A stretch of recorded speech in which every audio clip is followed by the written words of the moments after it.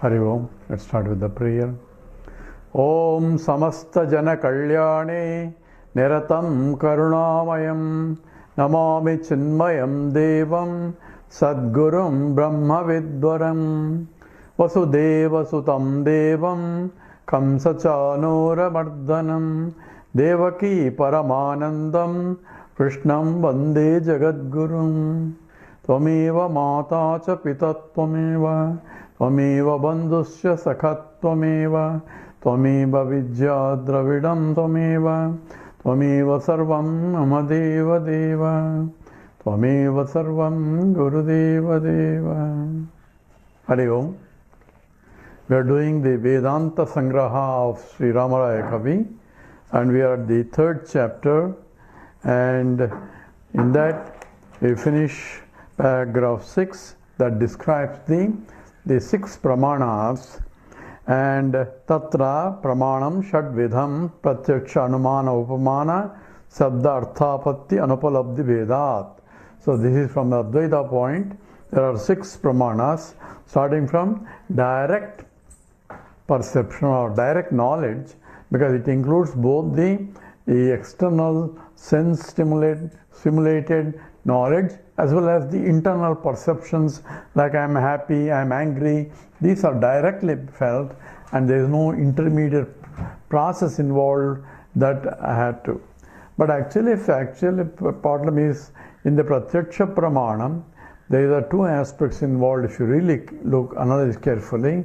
One is the cognition, that is, the senses bring the object in the thought form, the Vishayakara Vritti that he calls, and that rises in the mind, and the illumination of that Vritti through the consciousness becomes a Jnanakara Vritti. But actually that is only cognition or the knowledge of the object out there. But there is also a recognition process also occurs, not only cognition but a recognition by looking at the memory of the that is stored in the memory and comparing with the attributive content of the current perception with the attributive content of all the objects that are perceived in the past in the memory, and matching that goes on for recognition or recognition. You say, yeah, this is that is this, and because when I say a cow, this is a cow, and that cow attributes is that I am perceiving directly right now, and also there is an internal comparison with the attributes from the memory to say this is a cow. Otherwise I will say I am seeing an object, I don't know what it is. Then I may use upamana, the knowledge, hey, this looks like a cow, or this looks like something. So by similarity with respect to the past, the knowledge, I can say it is not exactly I know before, but it's similar to something. That's how the upamana has been described also. That is by sadrusyam, by the commonality of the attributive content that I can see. And this is one aspect of it. And another aspect of adhyasa, the way that from my point, or from what I considered as a scientific approach, is the errors in perception also arises because of every object is an attributive object. So when I see an object there, I get attributes of the object to the 5 senses, that includes Shabda, Sparsa, Rupa, Rasa, Gandha. So Rupa is the dominant, that is the form that I see through the eyes, through the retina, I get an image of that pratibimba of the object there, because there is reflected attributes. Attributes belong to the object. So senses can only gather the attributive content depending upon the capability of the senses. Everybody cannot see exactly same because of the defects in the eyes. So therefore, the attributive content as gathered by the particular senses of that individual is projected as the vritti, as a Vishayakara vritti. And when I say that if the attributive content are not complete, then I make a judgment call based on the partial attributes of the object and compare with the previous objects from just on the basis of the partial attributes. I make a judgment call. So when I go and when I stepped on a 5 feet long and it's soft to touch, and I heard there are snakes, so these are the only attributes that I could gather, because there's not enough life for me to see complete attributes.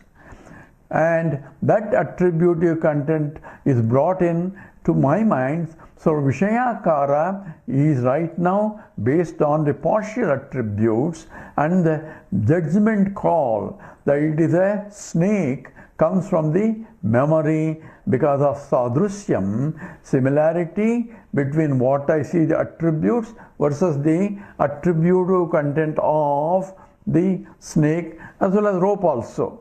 Because rope also it can be there, and snake also. But I project the snake compared to the rope because I am afraid of snakes from the point of the safety, security that comes.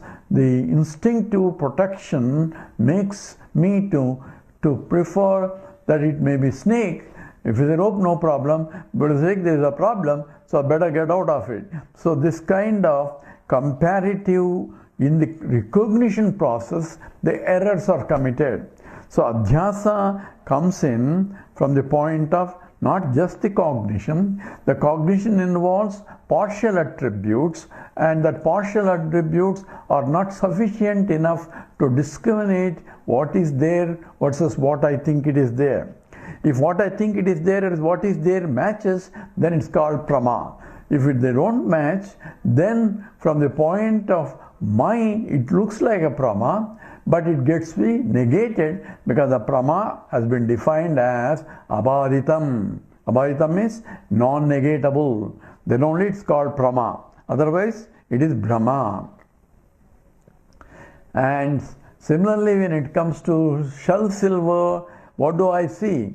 I see form, and I see an object out there. So there is an object, and also I see that object is of particular size and shape also. So form I see, and also an object I see. So there is an object of this size and this form. That much only I gather. More important is my attention of my senses goes to the dominant attribute. So silveriness of the shell is more dominant than the shellness of the shell. So therefore, my dominant attributes are picked up by the senses immediately, and therefore, when I say that I see an object there and it has an attribute of a silver shining, and silvery shiningness is an attribute of silver as well as the shell also. So there is a sadrusyam is there. I don't project a gold, or I don't project an iron there. I project only silver because the silvery attribute is a dominant one of the shell, and also all silver objects that I see, they are polished.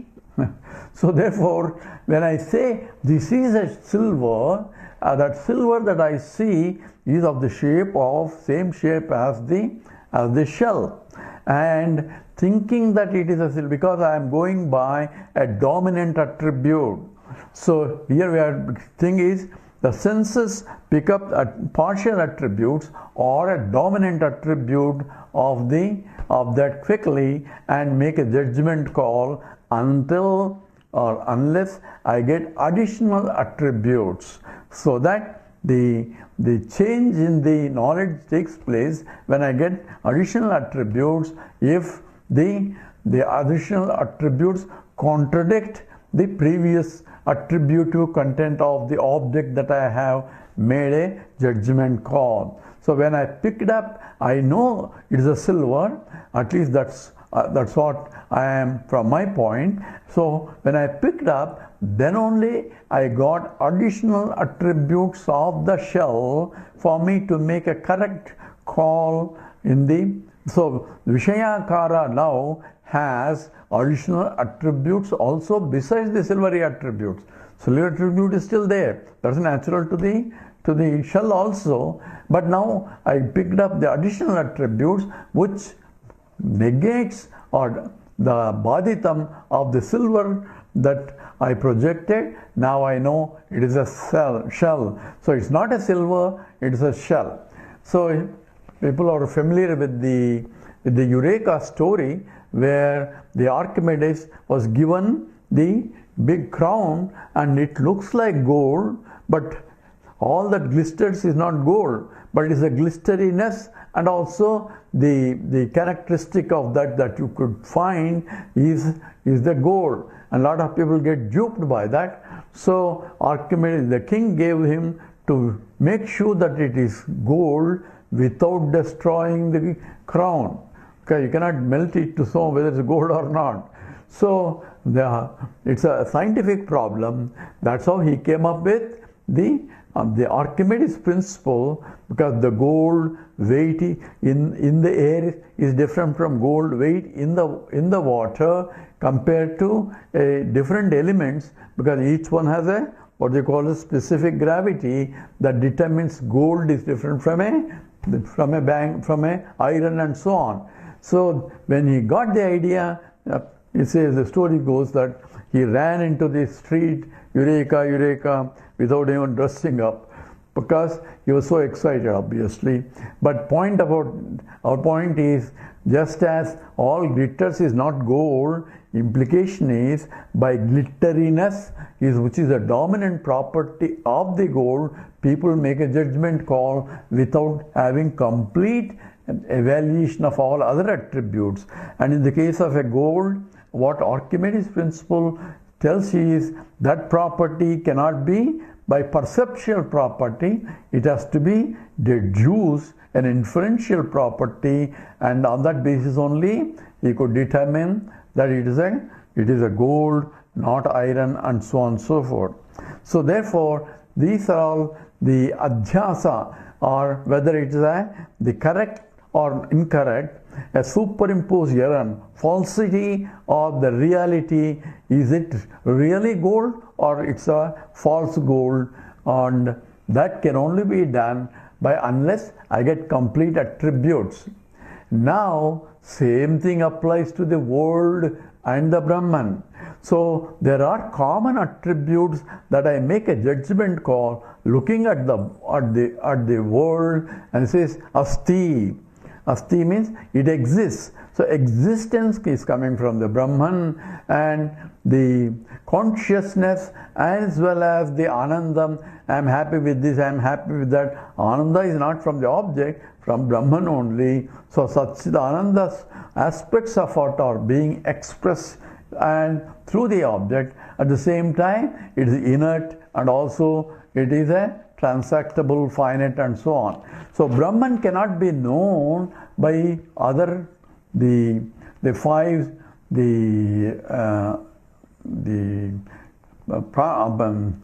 pramanas, and that's what we are doing now. The seventh one. Tatra brahmanaha avishayatvat advitiyatvat purnatvat nityatvat cha pratyakshadi asambhavascha. So you cannot do using the pratyaksha, then anumana, and the upamana, arthapatti, anupalabdhi. Those pramanas are not operative because it is avishayatvam. It's not an object, because it is a very Brahman which is infinite. Object is that which is finite, number one. Advitiyatvad, and there is no comparison even to do it. So it's only one of a kind. So it is, you cannot use upamana and all that. And purnatvad, it is infinite, so I cannot have any sense input from that. And nityatvad, and it's eternal. If it is changing, then I can get some changing characteristics, then I can also make a judgment call, but it is nityatvat, eternally remains the same. And so, pratyakshadi asambhavaha. Shabdaha eva pramanam. Therefore, Shabda is only, that means the apta vakyam. A Shabda means not any sound, it is the sentence expressed by a dependable person for me to knowledge takes place. That is Shabda Pramanam for Prama, for knowledge. Say Prama of Brahman, you can only use the Shabda as the source. Here we talk about Shabda means Vedanta, because it says Techa Shabdaha Laukikaha Vaidikaha iti dvida. So there are two types as we discussed. One is Laukika and is called Alaukika, which is same as the here Vaidikaha iti dvida. Laukika namna avakashaha. So na avakashaha. There is no chance for Laukika. Laukika means transactional. About the transactional world, we learn chemistry, we learn physics through only Shabda Pramanam. So therefore, when this way, you cannot learn about Brahman, even though the scripture says, for that you go to teacher and learn, by Shabda only. But what is taught is not that you can see, but that it is discussed in the Shastra. So, here, Vaidikaha, or Laukikaha iti dva. With Laukika Sabda, you cannot learn that. So, now Laukikanam atra na avakasha, there is no chance.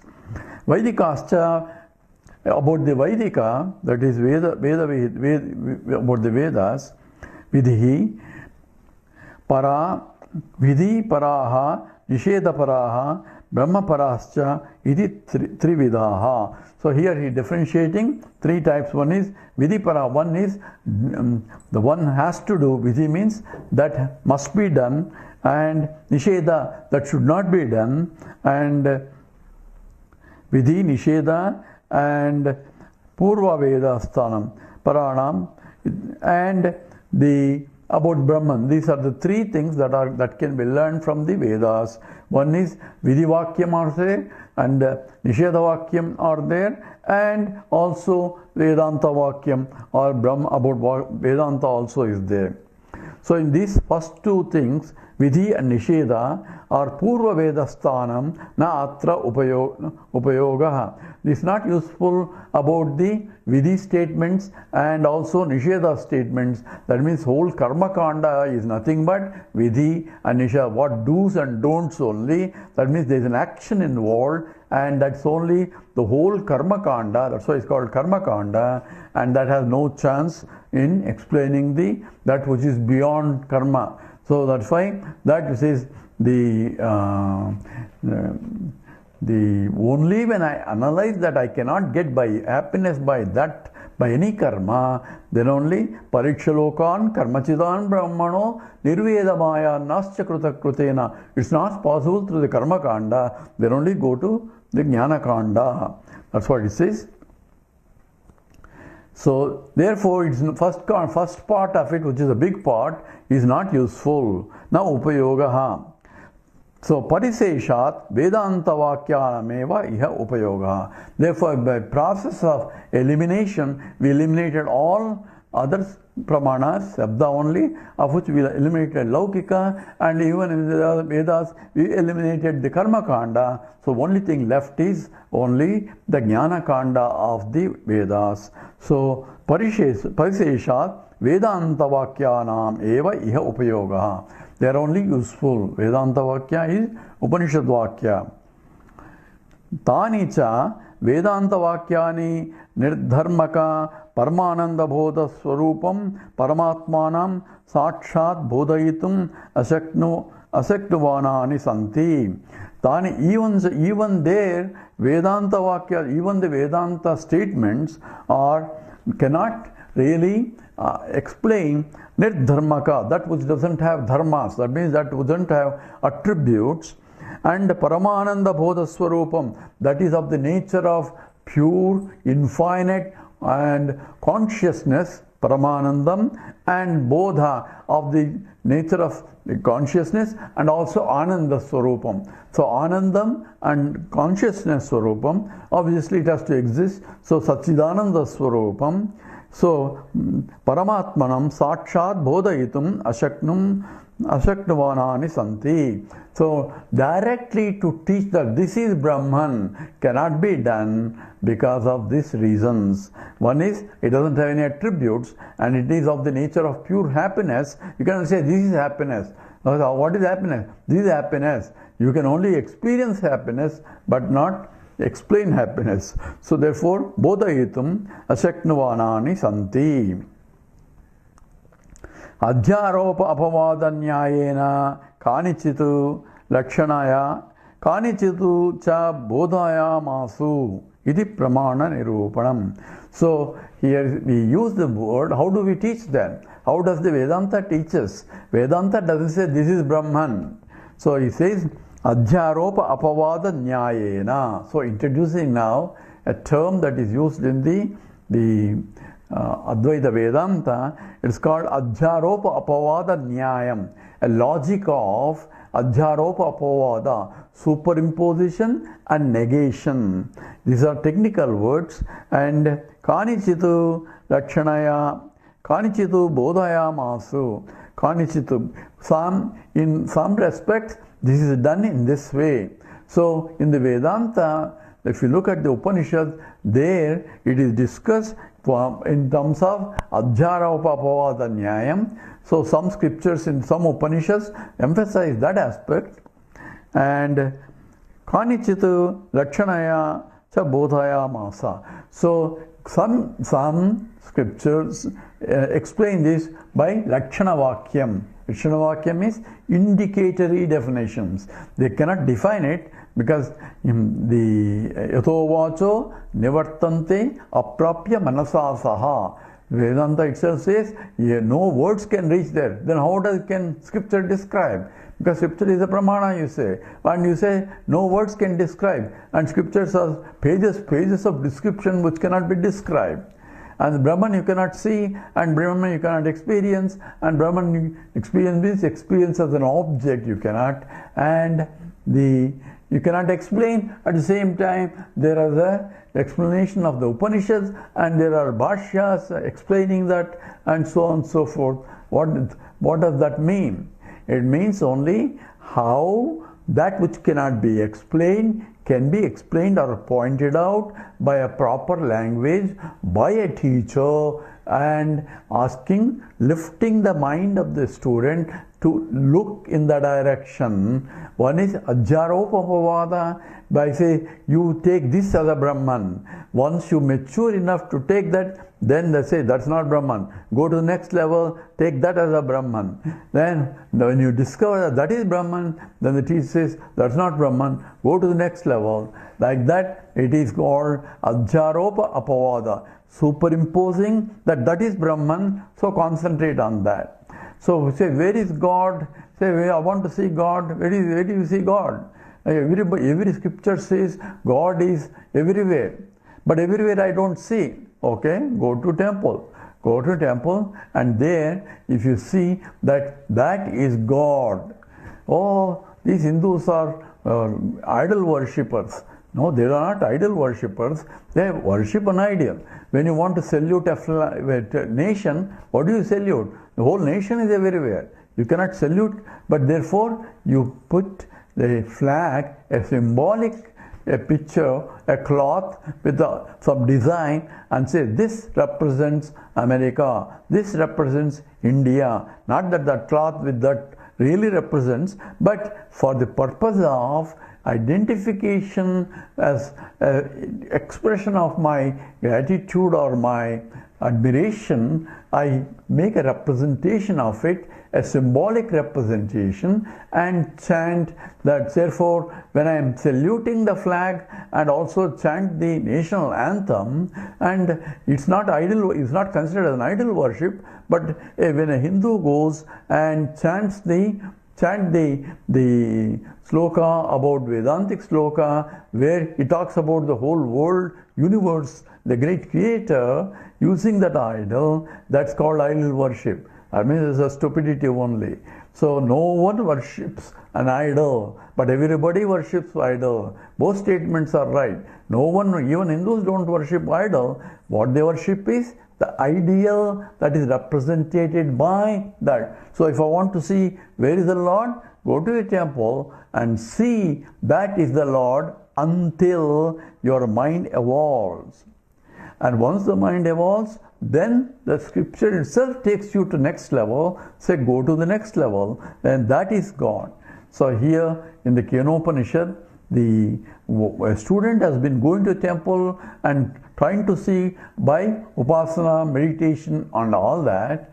Then to that mature student, the scripture tells you, drop that now, go to higher. That's called the apavada. Reject it and go to higher one. So yat chakshusha na pasyati yena chakshum sipasyati tadeva brahma tvam vidhi nedam yadidam upasate. So that eyes cannot see. So therefore anything you are seeing, only you are seeing forms. So every form that you see is not. You may see Krishna, you may see Vishnu, you may see Jesus, you may see whatever is not. Whatever you see is not. Yat chakshusha na pasyati. So here the scripture is very scientific. Apavada means negating what you have been thinking, or even scripture tells you that is God. Now Acharya is superimposing God on top of it. That's what is the inauguration of a temple, or what is done in terms of the temple. When it starts, that is what the Kumbhabhishekam is essentially invoking the Lord to come into that temple, and from then on, Lord is there because we invoke Him to come, because He is everywhere, and therefore we invoke Him for the purpose of our prayer. That's what the meaning of Kumbhabhishekam means. From then on, it is the Lord is there until we tell Him, now you can leave. That's what we do in the puja. Asmin bimbe mahaganapatim avahayami. I am putting a turmeric powder or some shape and then put there and say Asmin bimbe, in this form. Oh Mahaganapati, please come down. Oh Mahavishnu, please come down. So we are inviting to occupy that for our prayer. So we know from then on, after we invoke Him to come back, then only it's called the Swarupa of the Lord. Then all the prayers are done. After the prayers also, we ask Him, now please leave this one. So Visarjanam is also included in the 16. But in the temple we don't do Visarjanam, because it is permanently it is there until the temple falls apart or something else. So this is the methodology adopted in the Vedanta also, where Adhyaropa Apavada, superimposing deliberately, that is Brahman. And so if you look at the Taittiriya Upanishad, it says Annam, Annad, Brahma, so from which the whole universe came. So Annam, from food only it came, by food it is sustained, into food it goes back. So therefore Annam is the Brahman. So you start, and if you stop right there and say I have understood, then you have not understood. After maturing, then you say Annamaya Kosha, then Pranamaya Kosha, then Manomaya Kosha, then Vijnanamaya Kosha, then Anandamaya Kosha, then that which enlivens all the 5 koshas, because all kosha means it is enclosed. So you have to, enclose means not physically, cognitively you think that is it, and that's why it's called kosha. And you have to go beyond. So at each level, the mind has to mature enough. It's called Panchakosha Vilakshanam, that which is beyond the 5 koshas. Then how do I go beyond? I can only go cognitively only up to Anandamaya kosha, if at all. And if I have to go beyond, how do I go? Only I have to leap forward. It is not a process, but the knowledge has to sink in, provided my mind is pure enough. So it is a now look at in the direction and things will happen. Let's say, how does it happen? Therefore, those people who have gone through, they know how it happens. So it's Swamiji gives an example. Swami means Swami Chinmayanji gives an example of called electric yoga. Electric yoga says this is a simple normal example, but you cannot describe it because the words cannot describe this one, because there's a live wire there, and he says don't go there, it gives you a shock. So fellow doesn't know what is a shock. Now how do you explain to him what is a shock?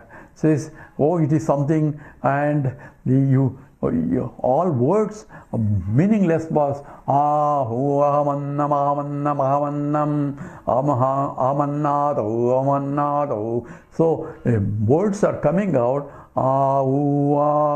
This is all Vedanta also, because you cannot explain that which is in the ecstasy of that, the beauty of enjoying that. How can I come? Because na vaggatsati na manaha, neither the words speak nor the mind can go. So therefore, meaningless words comes out. And same way, what is a shock? Says he tried to explain, although he gave up and says you touch it, then you know.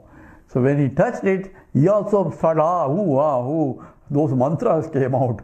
Now he knows what is a shock. Now you ask him to explain, he will do the same thing. Touch it and it will go. So this is beyond the words. It's called Lakshana Vakyam. Adhyaropa apavada nyayena kanichitu lakshanaya. That means pointing in the direction. It's not a definition or the showing, but you have to lift your mind in that, and it will happen. The knowledge will take place, and that is how the Shabda Pramanam works, Vedanta Pramanam works, and that's how the Pratyaksha, Anumana, and Shabda, and Upamana, Arthapatti, Anupalabdhi, all five are Iti Pramana Nirupanam. This is all discussed as a Pramana. What is Pramana has been discussed in this chapter. And the next chapter we go to, since he introduced Adhyaropa Apavada, he is going to talk about Adhyaropa Apavada. With that we stop. Om Purnamada Purnamidam Purnat Purnamudachyate Purnasya Purnamadaya Purnameva Vasishyate. Om Shanti Shanti Shanti. Harihi Om Sri Gurubhyo Namaha. Harihi Om.